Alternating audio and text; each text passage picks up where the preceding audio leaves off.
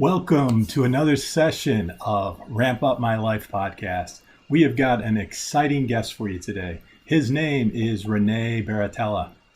René is a 100% self-employed solo and laptoppreneur by choice from Germany, and he works with international clients from Alaska to New Zealand. His passion is focused on social media marketing with helping heart-centered and purpose-driven entrepreneurs get more clients, especially with organic Facebook marketing. His unique 5-step Facebook growth framework has been proven and tested successfully by many starting and seasoned entrepreneurs and coaches. As you listen to today, he's got some excellent insights into how to utilize Facebook for videos you might want to produce. So you want to listen closely to that particular concept. We've already got that conversation started, so let's listen in and please welcome René Baratella.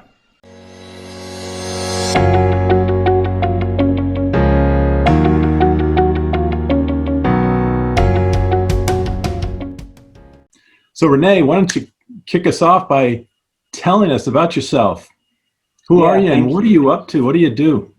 Thank you. Hey, Steve. Hey, John. Thanks for having me here. It's a pleasure and honor. So yes, I'm really all about Facebook, and my backstory is pretty quickly told. I was always employed and self-employed, on and off kind of thing, 15 years, and I was really good in what I was doing. I was making a lot of money with what I was doing, but I was not fulfilled doing what I was doing. So one day I came home, and it was actually in February 2018, I think. And I asked Katja, my long-term fiancée, we are together for over 12 years by now. I was like, do you have a problem if I quit my job like during 2018? Because I really want to do something that impact people's lives. And the hat that I'm wearing is closely connected to Tony Robbins. He actually made me quit my job and do something, that helps other people live a better life. And it turned out that Facebook and social media marketing is my superpower. So that is what I'm doing. I'm helping people to be found on Facebook, to become visible and get more clients and, get a better impact and live a better life by that. So that's my backstory. Fantastic. Can you tell us a little bit more about how you kind of discovered that superpower, and how did you build your skill in Facebook marketing? Yes, that's a good question. Actually, I learned it by pain and failure, because when I started out in Germany with a German business and German language. But from day one, I knew I wanted to change my business into English language for a number of reasons. But when I started out, I created a life coaching online course, and I put in all I knew about, living a better life, being happy, being fulfilled, doing the morning routine, productivity tools, doing meditation, put it all in a great online course with everything. And then when launch date came closer and I was going live on social media, just on one channel, I was like, hey, here I am, I got this course. And there was nothing but crickets. Nobody was there. There was nobody wanted to buy it. And I was like, that's pretty sad, because I got so much to give and this course is so awesome. And I spent about maybe 12 to 14 months like trying to make the course better, and then do the launch again. And all of a sudden, I got connected to great people in that industry, and they were like, René, you have no audience. It's great that you have this course, but you need to do the social media visibility work. You got to make people see that you're actually doing something, and then, guide them up the way of, hey, now I have something to sell. And in that process, at one time, I almost felt like giving up. It was in December 2019. And I felt so miserable. And I was saying to Katja, you know what, maybe I should just go back to my job, because maybe this is not what I'm here for, right? Even though it feels so right. And she was like, you know what, René, think about it for a night. And she asked me, you know what, you're trying to sell this life coaching course, but you have become really good in this social media thing. This is what you love. Why don't you do that for a living?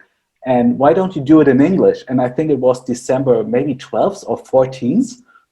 And when I put together both this new positioning, like talking about nothing else but Facebook and social media and turning it to English language, it came full circle. And literally within a couple of days, like people actually listened to me and asked me for advice. And, you know, it's kind of like when you see yourself as something different than all the outside world, it's like once you find that real congruency and people are like, yeah, we believe you for that, you know, we trust you for that. That's your authority.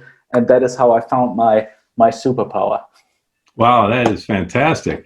And that, you know, that was a great story, especially because really that has only been around for, like you said, a year. Yes. Really, it was 2019 when you were thinking of giving up because you had that course. And so you had built that skill, obviously, before that point in time, but it really came about a year ago. Exactly. Fantastic. And you know, I spent almost like 2 years with my previous business, and it was a hard time. I was struggling. You know how it is when you feel it's right, but you know there's something missing, or maybe you're not on the right track. And then that was like 2 years when you go deeper and work on it and put in more money and try to become better and get a new coach, get a new mentor.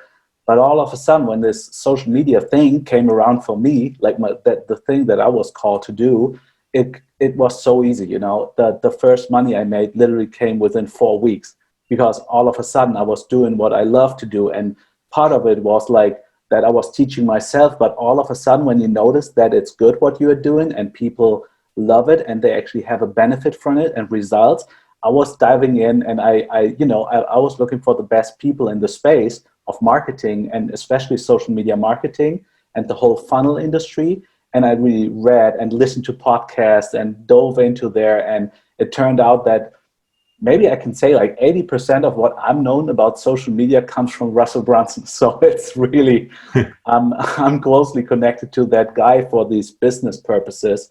And I really love him for what he's teaching. So I just found a way how to get the knowledge from him and other industry leaders, put in my personal experience, because, you know, it came from failure and failure over and over again. And to refine it in a curation kind of thing, build my own framework around it and deliver it to my community. Wow. Very, very, very good. I love that story. Let me ask you kind of an item that I know our audience would really like to know. So what's the one thing, if you could give us one thing that most small businesses screw up when it comes to Facebook or comes to social media, what is the one thing that most of us miss as a small business? I think maybe the most important thing that is missed is the kind of like most obvious is not showing up daily. I remember Tony Robbins talking about, 80% of showing up, 80% of success is showing up. Mm-hmm. And it's like when you say, oh, I never won the lottery, right? And one day this guy comes around and saying like, did you even buy it? Did you take part in it? It's like, oh yes, maybe I should start with that. So I see a lot of people in my community and from my clients, they show up occasionally, and then the engagement and the feedback and the replies and the comments, they are not coming, and they feel discouraged, right? They are thinking like, is my message not strong enough? Am I not good enough? And am I knowledgeable enough? Do I do it right? And they stop it while they think about this, and the belief becomes like kind of like they get really tight when they think about Facebook.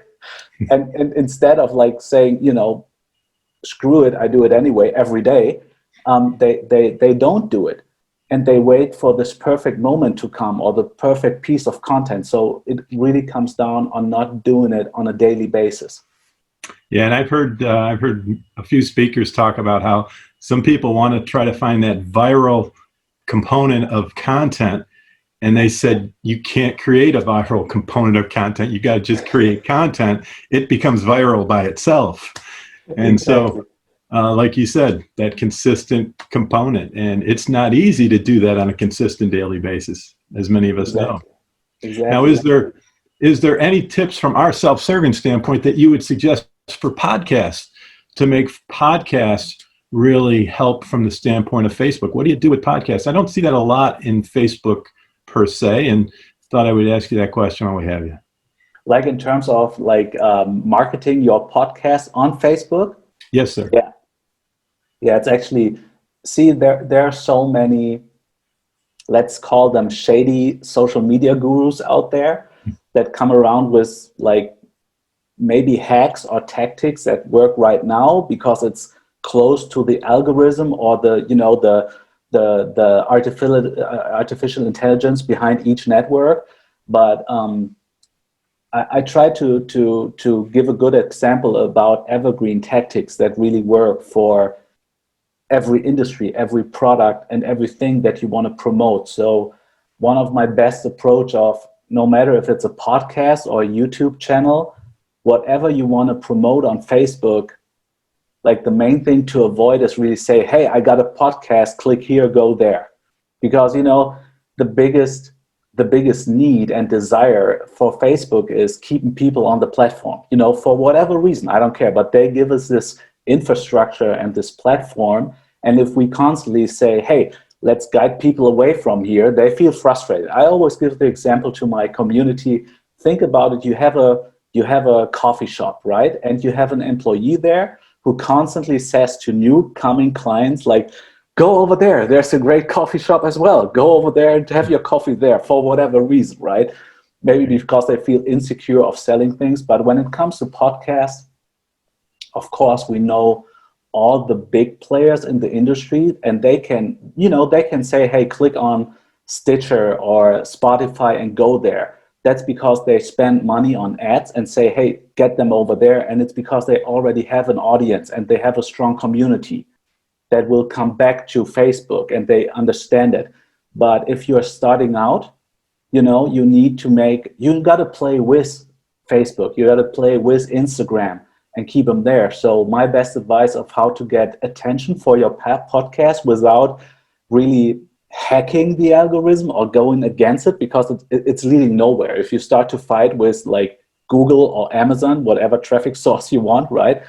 It would be like extract something in terms of like a quote or a copy or a text or maybe a sound file and get it on Facebook in an how to say, like in an original way, like upload it as a piece of content that is only be consumable on Facebook. And Right.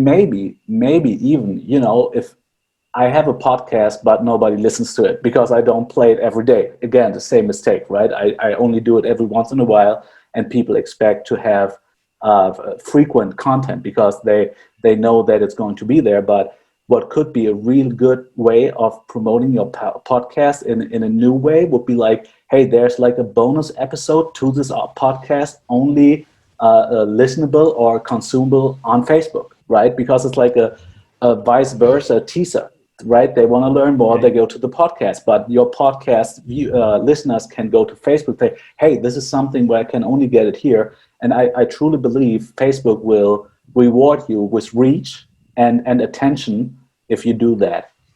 That is a brilliant strategy. That is absolutely great, Renee. John, you got something you wanted to ask? You're on mute, sir. Or I can't hear you anyway. Sorry about that. Yeah. One of our previous episode guests had mentioned that she's doing a podcast, but one of her strategies is to record a whole season and release it all at once. What are your thoughts on that as a strategy, pros, cons, or just your thoughts in general? Yeah, I heard that too, and I think it has a lot of positive sides to it and benefits. Now, when I was working or when I'm working with my Tony Robbins coach, you know, I have a very clear image about myself, and I'm all about freedom. I'm driven by freedom of time, location, and, you know, at one point in the future, freedom of finances, right? We all want that. But I know the concept of preparing things and getting them out to the world and having like this, you know, constant flow of things and recording and then publishing it. For me, it wouldn't work because I'm a very intuitive person, like very spontaneous. And even though I do have within my content creation framework, I do use, you know, a content planner for a month and I know what I want to talk about. I do it only roughly. because I need to react and respond to my community. And especially during COVID time, it feels that the demand and the problems, the roadblocks, which makes people feel tight about Facebook for their business, it has changed a little bit. And it's constantly changing. Maybe because there's so much social media time in terms of like people that consume it, but also in providers putting up stuff there, that people feel even tighter. And I'm just imagining if I record like, or if I write content for my Facebook, just like the lady or your guest for the podcast, I record that. I put in all my knowledge, and I know only I want the best for my community. And then the world changes, and I have like put in a lot of time into content, no matter if it's evergreen or not, but it's a matter of how are the hooks, how is the attention grabbing headline, the topic built in, and all of a sudden things change, and now the entire thing would be like going across from the market and not actually giving people a feeling of certainty and excitement and joy about it in their business, because I strongly believe you work on a long-term basis if you create excitement for what you're doing, right? If a client comes to me and says, the usual way, obviously, hey, Renee, I'm done with this Facebook thing. I don't need it anymore. It gives me a headache, right? Can't you just do it? And if I talk to them and I combine the feeling of, hey, doesn't, making an impact on somebody's life with your superpower make you excited? Doesn't it make you excited to make money with Facebook from a revenue stream that otherwise would not be possible for you?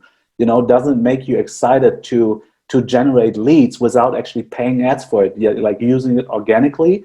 And with this construction, it's kind of like, I don't prepare a lot of things in front of, but I truly believe and understand that there are industry and business models where it is a good and maybe even a necessary tool to use in your toolbox.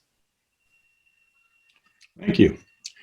And one of the things you mentioned earlier was that you have a morning ritual. Why don't you tell us a little bit about your morning ritual and maybe some habits that you've acquired, or maybe things that you found really help you navigate your day? Because, as small business owners, we got a lot of things that can pull at us. So having rituals and habits can really make a big impact on our success.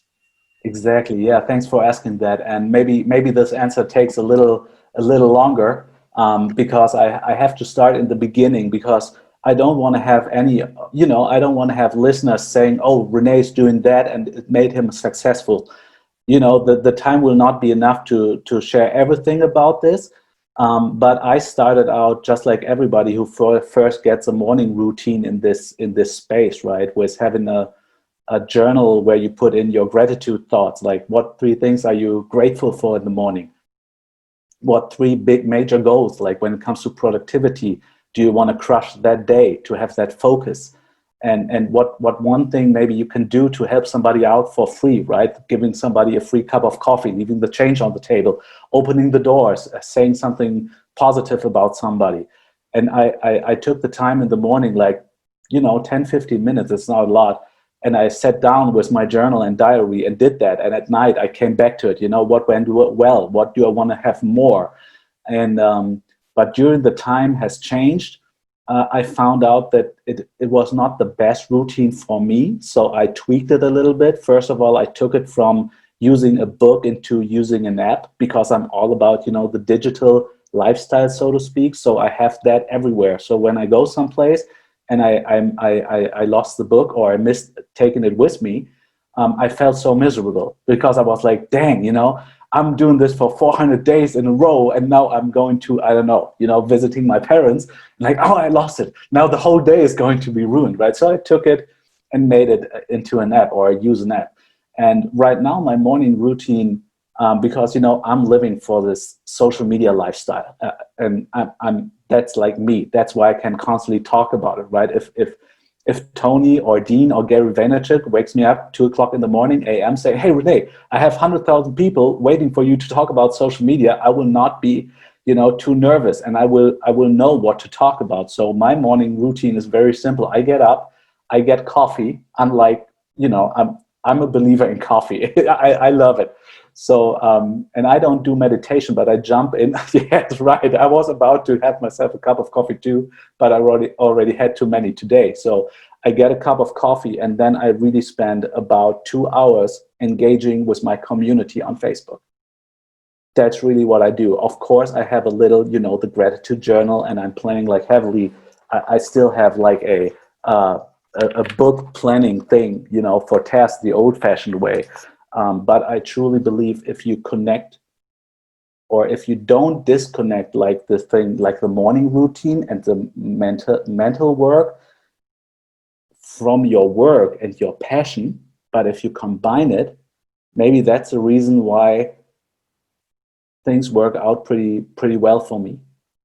I really enjoy jumping into Facebook in the morning and not checking the comments on my stuff first, but going back to where I left off conversation and comments on other people's posts, right? Because they invested time in there and they wanted to share it. And so I basically spend like 2 hours in the morning going through every Facebook thing. And of course, because I'm going to LinkedIn and Instagram and stuff like that, just because that's my business, right? For my clients, I say, hey, just focus on one thing and master that, and you will have, all the success you need. So yeah, that's my morning routine by now.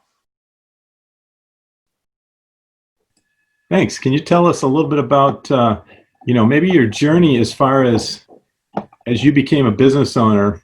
How'd you start from the standpoint of setting goals and thinking about what do we want from this business and where am I going? And tell us maybe a little bit about the process, and also if you have a story that ties into how you came to a conclusion of setting your goals for your business. Yes, I think I'm a strong believer, and thanks for that question. It's so important. I only work with heart-centered and purpose-driven entrepreneurs, so we are all on one level. We are closely connected in a spiritual way. And I love the idea of being, abundant and helping each other out. But if you have a business, it is closely connected to numbers, results, planning, goals, consistency. So, and it's combinable, but sometimes, and when I started, I tried to get people to help me. I hired a coach when it comes to business building to get my numbers right? To have an idea of how much money I have to get in. And in the process, when I was that Friday morning in February 2018, when I said to Katja, hey, do you mind if I quit my job and start something, right? The next day, I sat down and actually had like a business vision board kind of thing, because I got this assessment of my life. Okay, what do I want to have more in my life? What do I want to have less in my life? And how is my ideal day going to look like on an almost, hourly basis? Like when to get up, what people to talk to, what music to listen to, how much time do I want to have for myself, with Katja, with family, with my clients, with, all like very detailed. And out of that, like a couple of, I took a couple of notes on pieces of paper. And out of that, I defined my goals, what was necessary to reach that. What resources do I have to buy, from other parts, and what can I deliver? And in the process of learning more from Tony and Dean, it was like, and in the beginning, I didn't know that it was not only to hire people helping me, because that's their superpower when it comes to, let's say, some technical stuff, but also what 2 or 3 things within my business are absolutely can only be done by myself. And there will always be, content creation and teaching. It was for me, because this is something I will never outsource, because that's like the core of my business, of my mission. And of course, I have goals, and it's the funny thing, and I think a lot of people don't have this, like this, the calling or the why or the answer to what should I be about, right? Who is René Baratella? And my coach helped me a lot with that, because the main why never changed ever since day one, because I was so crystal clear that day about my why. And back then I didn't know that it falls into like internal and external drivers, right? But up till this day, I know my internal why is to be really my own boss and living freely where I want to do it, right? When and where and with whom. And my external why is I can only find this happiness and fulfillment if I impact other people's lives with whatever my superpower is. Back then, I didn't know my superpower is social media. Today, I know that. So I know when I reach out to people, you know, crushing that roadblock away and saying, hey, Facebook is fun. It does bring results. It's great for me and my business and my clients. Then I obtain or I achieve that freedom to actually just work with my smartphone and my laptop, like being a laptoppreneur. So the goal and the vision is still the same. You know, it's climbing up that ladder, because once you've reached that, you want to reach that, and that's okay. That's part of the business game.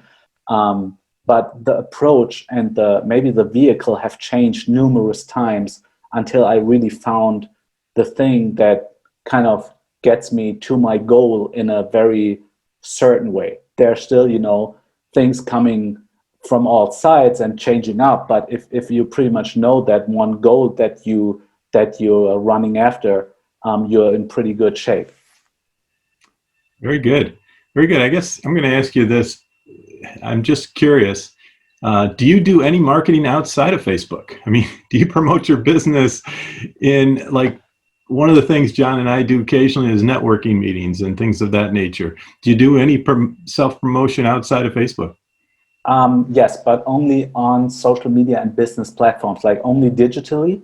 Part of it is because in Germany, there's, it's hard to say like generalizations, like when you're on a podcast that's, you know, on worldwide basically, but there's no audience, no network for me in Germany, because English is not the main language here. So I do it all virtually and digitally. And yes, I do use LinkedIn and Instagram, because I've tried to grow each platform. Like for YouTube, I tried that. I couldn't make it. Like I didn't find an access, so I left it away. So I grew Instagram, it worked. I grew LinkedIn, it worked. I grew Facebook, it worked. And then I sat down and said, okay, I want to focus on one thing. And it turned out that I truly believe that Facebook is the best platform when it comes to, you know, promoting your coaching or education or consulting business in a way, for a couple of reasons. But I go on Instagram and LinkedIn once a day.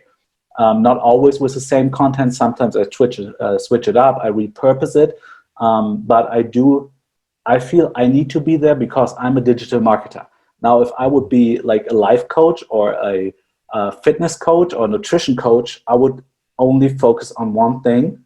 And that one thing is, you know, where's your ideal client hanging out? Because it makes no sense to, you know, sell ice cream at a place where nobody wants ice cream. So it's a good plan to go where people actually want to have an ice cream cup and, you know, be there. But on the other hand, and maybe to come back to your first question about that one thing that makes it, you know, profitable and successful, showing up daily, it's even if your clients all hang out, let's say on Instagram, but you feel completely miserable about Instagram, you will not be able to show up daily and not in peak state. And maybe if I can share that with you, like my mom had a stroke a couple of weeks ago.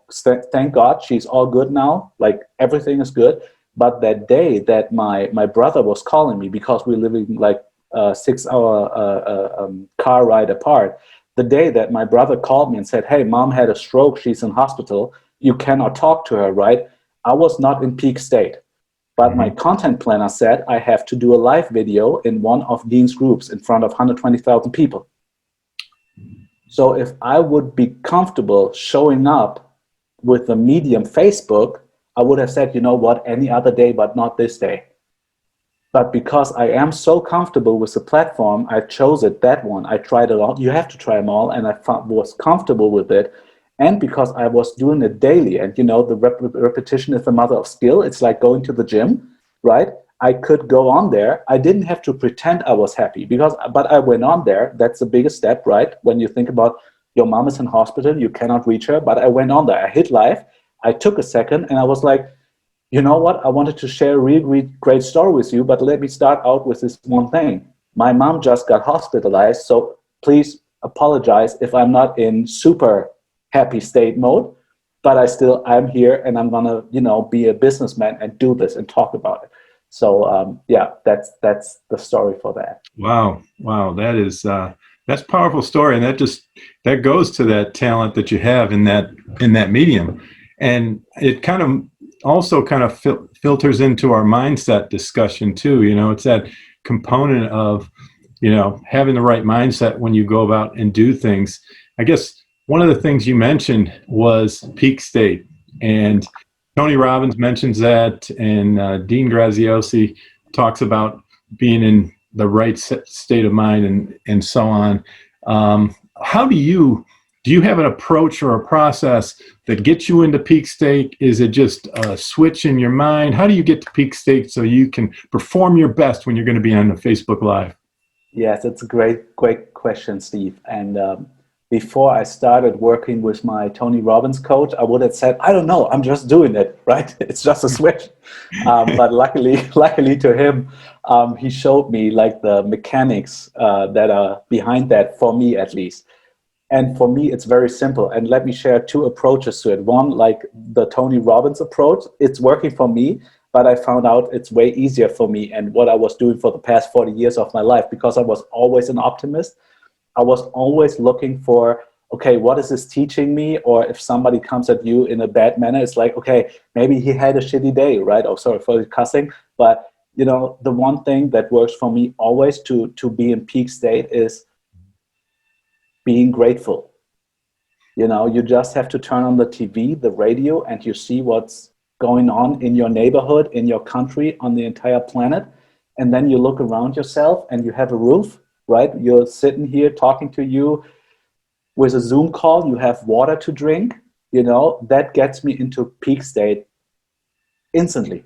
Even, thinking about, I was just on a call before we jumped on this podcast interview. I was on a call with a client of mine. And when I was saying, what, I'm totally grateful that Steve reached out to me and wanted to have me on his podcast. And that was enough. I'm in peak state just by that. Now, I imagine that if life is hard or you don't have a lot of time into the personal development industry or your, the mindset work, I understand that it's like, yeah, René, it's so easy. Just say, somebody else is way worse than me, right? And that's why I have to be in a happy state. That's not working for me. I completely understand that. And the way that helped me when it's getting really, really tough is basically the try it. First of all, get in a posture, in a way, sit up straight and get your chest out, and let the shoulders sink down, and get your head up and smile basically, and get in a better posture. And then, reframe your thoughts in a way that empower you. No matter if you're thinking about your last awesome vacation or your girlfriend or your dog or your kids, think about things that make your heart sing. And then when you have these two things combined, you just start talking in a way that is empowering and positive. And, the simple trick, if you don't have anything nice to say, don't say it. It works every day, right? So instead of saying, why is he, not driving at the red light, or why is he taking so long in the supermarket, when you have to wait in line? It's just like, it's gonna be there no matter if you express your opinion about it, and you just focus on the opportunity you have. If you have a longer drive and you have like a traffic jam, listen to a podcast. That's it. Just use the time wisely instead of being negative. So that really, if you think about gratitude and changing the state you're in, that does it for me. Yeah, and that is really important. I know, especially Zoom today, it's so easy for our shoulders to scrunch down, to be sitting all day long. So yeah. I have physically got to change my posture and think about it, because it's a challenge at the end of the day. And it's the end of the day for you. It's the beginning for John and I. 10:30 our time here. So. I just wanted to make a quick observation, René. The story that you just told, I think, is a great example. I think a lot of times people, when you talk about staying positive and being grateful, I think sometimes it's very easy for people to think, gosh, I'm having a crappy day, so I have to be fake. But the story you told about how on that very day when your mom had a stroke, you still went forward and managed to perform, But what I got out of that was you did it in a way that you were still being yourself. I think that's the little thing that people miss sometimes. If you're always being yourself and you're being genuine, you can have a crappy day, and maybe there is a certain tiny bit of faking it till you make it. But if you stick to being yourself, people pick up on that. And I think it gives them, in a way, a little permission to say, oh, yeah, I can have a crappy day and still stay positive and stay motivated. So that was a really important thing I got out of that example you gave on that day that for you was not the greatest day, but you performed. Yes, exactly, John, exactly. And I think I was talking to a client of mine, she's in Canada, a couple of weeks ago, and she was saying, you know what, Renee, I'm successful in business, I'm a successful mom in offline life, and every time I use social media, it doesn't work. I don't get results, and I feel bad about it, and it makes me, I don't want to do it. And in the same moment when she was telling me that, like, she was sitting in her kitchen, like her daughter, like I think she's like 8 or 9 years, like ran across, right? But very silently, like a kid who's doing like not being seen. I was like, what was that? Oh, and she was like, oh, sorry, right? Sorry, she just, I was like, are you apologizing for your family, for your daughter? Bring her on here if she wants to, she can be loud, she's living there. And I was like, the way how to be authentic and how to be genuine is be online like you are offline. Some people have this imagination and concept that they have to change their personality once they are online, because there are so many people out there. Now, not to make this too complicated, there is a certain degree that you have to be more you as soon as you speak into a microphone or a camera, because energy get lost along the way of this transmitting channel, right? We all have to make a little like, yeah, and peak state. We have to do that in order to reach the other side of the camera or the microphone. But it's exactly right. People smell fake, not in a negative way, but people smell fake from a mile away, and on digitally way, like on Facebook, like for 100 miles away. If I had pretended like, hey, it's a great day, hey, Dean, hey, Tony, people would still know, hey, there's something wrong with him, right? What is it? And maybe the best advice or inspiration I can give for people, because, especially during COVID, life happens like every day, right? There's a lot of things that make us feel not in a peak state, and without priming ourselves to be more happy and fulfilled, it is okay not to show up in a peak state that people might expect. It's okay if you show up in a more, I don't want to say bad way, but it's okay. We don't have to, it's going to be way too long if we need to pretend every day that we don't feel good, that we have to overly do it. Because and that is maybe the biggest secret of success on social media. Some people just try to reach the people that they think are their ideal clients and the people they are called to serve. But if they are just showing up authentically the way that they are, maybe they push these away and they're like, oh, he's not in peak state all of the time, but other people will show up almost magically, right? And say, man, Renee, I was following you for a while, but lately, when you talked about your mom and about your life, this is really moving us. And, this is what brings the connection. And then it's not something that you have to learn in a marketing course. It's just like, be online like you are offline. Digitize yourself in an authentic way, and then it's working out. Very good. Why don't you tell us a little bit about some of the ways that you stay motivated, as far as maybe the podcasts that you listen to or the books that you read? I mean, obviously you mentioned Tony Robbins and Dean Graziosi and Russell Brunson, but what are some of the other things that you do to stay motivated and stay on top of your game? Yes. Thanks for that question, Steve. It's actually pretty simple. Like in my email signature and underneath my name on social media posts, I have that one word. It's called simplification enthusiast. I'm really about focus and having things very simple.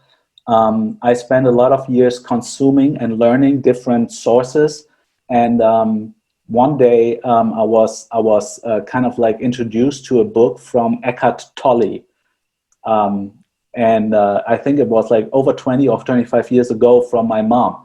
I didn't find access, so I was like, yeah, mom, I'm going to read that later, right? So the book landed in the shelf for like 20 years.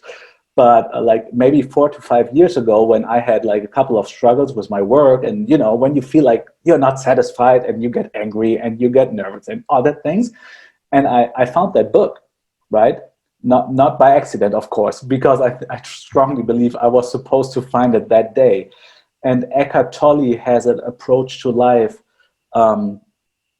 that needs no other sources in terms of being fulfilled and motivated, because he's all about abundance, gratitude, and really staying in the present, right?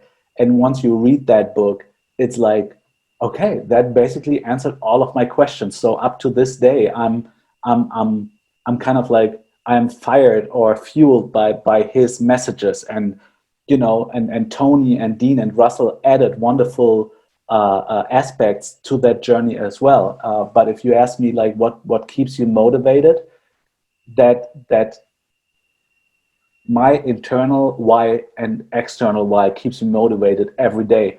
The image and the vision that I'm having, both for like the next 3, 6, 7 months, or 10 or 20 years, it's still the same, right? It's only driven by spending as much time with Katja and my family as possible, while helping other people, because I strongly believe if you help a lot of people or enough people, reaching their goals, then you will reach your goal as well. And I can, even though it might sound a little cheesy, but I can truly say I'm living my dream. All I wanted was to, make money from my laptop, and I'm doing this for over 3 years by now. So it's kind of working. So, there are always goals. Like, I'm not into cars, but I guess, get the Maserati, get the Ferrari, get a jet. There will always be goals. But for me, and what keeps me motivated is, if I can maintain my lifestyle right here and even scale it and bring it to a bigger level of growth and contribution to my community, that is all good. And, the one driver is not falling away from that lifestyle. And the driver towards pleasure would be actually, how can I reach even more people, and how can I make this even better? That's like my biggest motivation. Fantastic. John, what questions do you have? You've been pretty quiet today. I'll let you ask some questions. I've been taking my own advice about not interrupting and writing down the things that I want to jump in on. So I have a bunch of notes and questions. First, the Eckhart Tolle book. What was the name of it again? The Power of Now. The Power of Now. Okay. Yeah. Okay. You mentioned in the very beginning, you talked about how Tony Robbins changed your life. Yes. Steve and I are both big fans of Tony Robbins. I've been through the Robbins Madonna's coaching. I love his stuff. What do you feel like about his approach, or what he helped you with specifically, if there was one thing, or the biggest one or two things that made you take that action that was different from before? Yeah, that's very simple, because it's my maybe the biggest driver. I remember that night. It was February 16th, I believe. It must have been a Thursday night. Katja and I both employed, both working part-times, because when you are kind of like an expert in your niche, you can make a lot of money and work part-time. It's working if you're a specialist. So Thursday night, we came home from work. We were jumping on Netflix. I think we wanted to watch an episode of Modern Family, to kind of unwind and laugh about all the funny jokes. And Netflix back then promoted Tony's documentary, I'm Not Your Guru. So I was like, I have heard about Tony, right? I don't know what he's all about. Let's take a look at it. Just this is within the last year or so, then, right? So 2018, right? 2018, okay. 2018 in February, okay. And we watched it. It was awesome. We were all hyped up. So we went to bed. I woke up at 3:30 a.m. in the morning, and I had an entire business plan inside of my head, and I had an entire life plan in my head, the one I was talking about previous, right? Helping other people and living a freedom lifestyle. And that Friday morning, when we sat on the breakfast table, at the breakfast table, I was like, okay, Katja, do you mind if I quit my job, right, and start some kind of coaching business? So actually, I have to blame Tony for making me quit my well-paid job. So that was his biggest impact. And if you ask, you know what, Renee, I bet you met other people before with kind of like the same message. And yes, I did in Germany and from other English mentors, but I never took this giant leap of, you know, burning the bridges and starting something new and get totally outside of my comfort zone. You know, for 3 years by now, I get my mail to outside of my comfort zone #1 in that state, right? But the one thing that made all the difference was, especially when you're into personal development, the past 10 years, the teachings were right, the people were right, it was all good, but I have never met somebody like Tony with this energy and who is not afraid to cuss on stage and to be very specific about what he's talking about. I remember when he was talking to Jolynn Swafford within the documentary, and by now Jolynn is a good friend of mine, and I'm in her coaching programs because we met through Facebook, through Tony. So I remember when you know, everybody in this personal development area is like, okay, you have to have understanding for everybody, right? Even if there's a criminal who's doing stuff, hey, let's talk about what drove you, right? And let's find a solution. That's like what I learned from personal development till that day.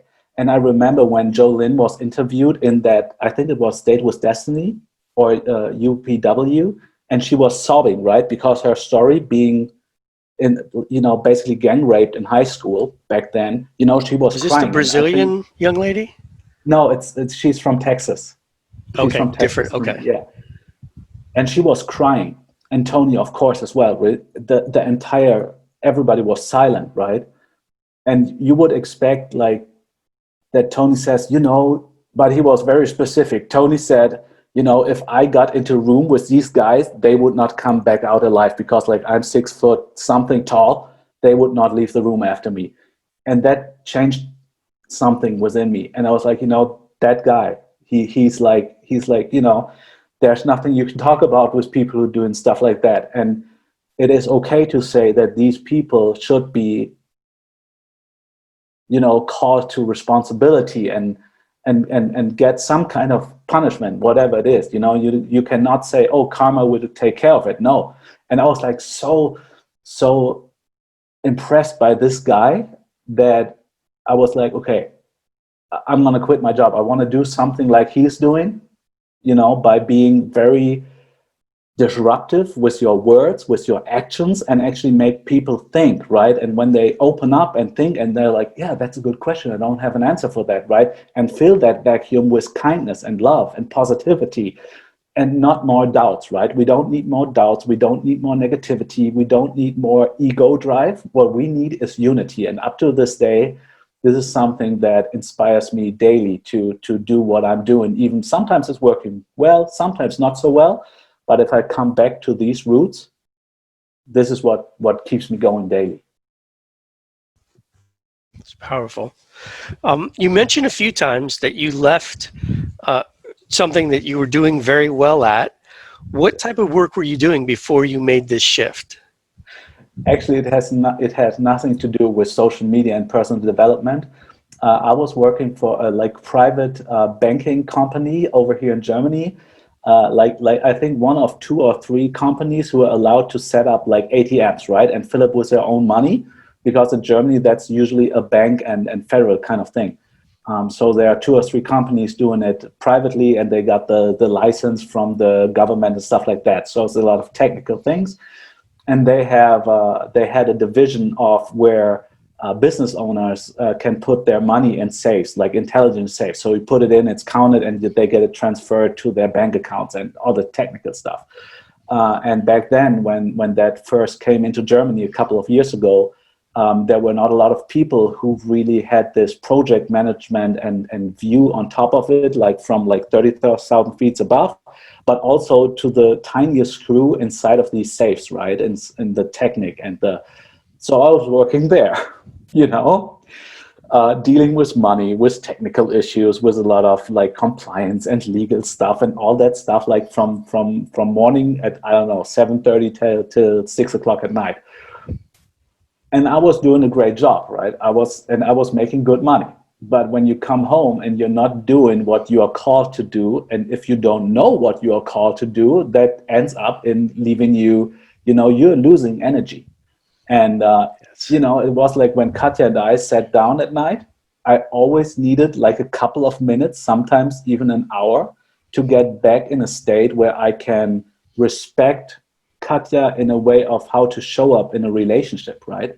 From a place of giving and listen to her and showing up as a good husband and boyfriend. And that drove me nuts, right? The difference between me coming out of the office, for everybody from the outside would say, hey, Renee, that's a super life, right? You can go on vacations, you have a lot of money, you have a BMW, it's everything good. And then sitting at home and saying, you know what? I just want to come home and not be pissed and want to, you know, meet Katja in a level of serving her and being a good boyfriend and having a great relationship. And that was the day, you know, right when Tony jumped into that vacuum for me, I was like, yeah, I want to do something for the other part of that day to when Katja comes home, that I'm at peak state all the time. And up till now, I think it was like every day was like living my dream. So I think you're a great example of how it doesn't even matter what you were doing before when you find that superpower and embrace it. Exactly. That's a powerful message. Yes. No matter, and you know, I'm working mostly with startups in the industry. And it's really, yes, John, I agree so much with you. It doesn't matter what you have done in the past. It doesn't matter how much you have won in the past. And it doesn't matter how often you failed in the past. One thing I think history has shown is it is about showing up daily, not only on social media, but in life, in business, in relationship. And you know what? Nobody cares what I did yesterday. People come to me because they want to have their problem solved. And even though I appreciate you asking me all these questions, you know, after all, we all have this one thing in common. We want to jump over our own roadblocks. And if people come our way saying, yeah, I'm giving you a hand, you know, I'm helping you, you know, solving this problem, this is what, you know, fulfillment really separates from just mere success. And yes, as you said, I didn't have anything to do really with social media, like business-wise, not at all. I have no education, like formal education with that. All I learned, and KBB came up later, right? KBB wasn't invented when I quit my job, but it's so true what Dean and Tony are saying. You know, self-education is a new norm. The formal back then education, you know, it's good if you have it. You can incorporate the things that you learned. It makes things simpler, but it's not a make or break thing. So if you want to, you know, set up your own business or jump into your own superpower, don't limit yourself by, oh, what did I learn? What job did I have? What successes did I have? No, you know, blank page, you know, put in what sets your heart on fire. What can you talk 24/7? What is something that people actually reach out to you by helping? Because that's a big difference, right? Between the thing that you think you can help somebody with, and then take a break and ask them, hey, you came to me for like this topic. Why? And they're like, because we trust you with that, right? And you're like, oh, that's funny, right? Maybe I should dive into that. And then it becomes simple and joyful and simple. Oh, that's great. Well, Steve, let me turn it back over to you. I could ask Renee questions all day, but I want to respect his time and get us wrapped up here. Yep. One of the things, Renee, I didn't give you a heads up on this, so it'll probably give you just a minute to think about. One of the things that we've recently decided to do is to kind of end the session by asking our guests to give us one of their favorite quotes that they have, and want you to really this is a point of giving us a chance to, thinking about your success and the things that you accomplish and want to continue to accomplish. And also, obviously, we want to really thank you for your time and really appreciate having you on our show today, because you had a lot of value to the folks that are going to be listening and watching this show. So thank you very much. And I know you've added some value to John and I as well. Thank you. So with that in mind, what is one of your favorite quotes that maybe it's something that you say or use on a regular basis? I know you're posting a lot of things on social media, so there's got to be some quotes in there. Why don't you give us your favorite? Yes, thank you first of all for having me. It has been a pleasure talking to you. Thank you very much. And I think the things that you are doing with your podcast and with your work on social media, I think you are impacting a lot of people's lives. And it has shown to me that a lot of people who don't even comment or like, they are there. And sometimes it's hard as artists that we are living without the applause, right? But there are people in the, where the lights are, where nobody sees us in the darkness. So yes, I have like hundreds and hundreds of quotes. And throughout the years, I have a big library of quotes. But the one thing that's both inside of my Facebook profile in the About section and kind of like is my mantra is, I decide to live in a beautiful state no matter what.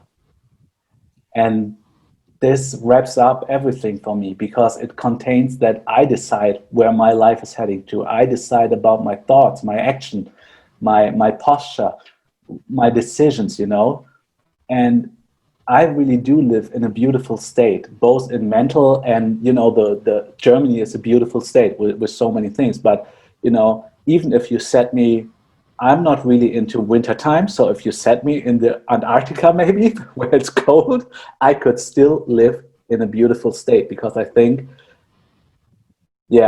that's the main quote that's my guiding light in my life. I think from day one, even though I didn't know the quote 10 years ago, but it really shows what I'm all about.